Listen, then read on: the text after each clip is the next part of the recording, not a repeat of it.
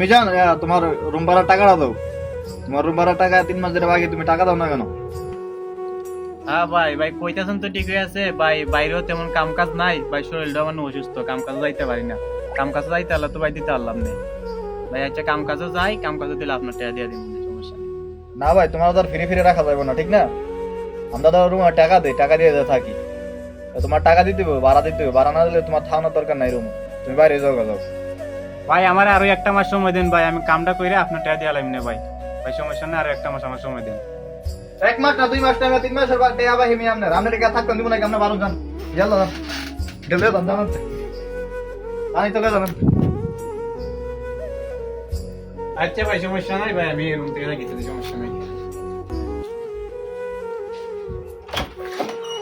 ওই মিজান ভাই, কই যান কই যান? আরে খান, 3 মাসের টাকা বাকি খালাস। 3 মাসের টাকা আমি দিয়ে দিব আপনারে, এতে থাকতে দেন, সমস্যা নেই। আমরা দেশি মানুষ, কি করাম কোন? 3 মাসের টাকা আমি দিয়ে দিব, থাক।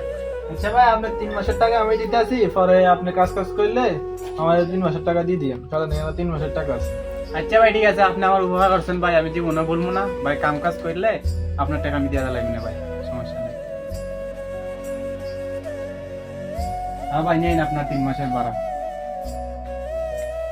আচ্ছা টাকা পাইছি, আমার থাও, আমি থাও, সমস্যা নাই। আর প্রত্যেক মাসের বিল তোমার পে করে দিতে হবে, ঠিক আছে? প্রত্যেক মাসে মাসে ক্লিয়ার করে দিতে হবে, আমি যাই। আল্লাহ ঘুমাও।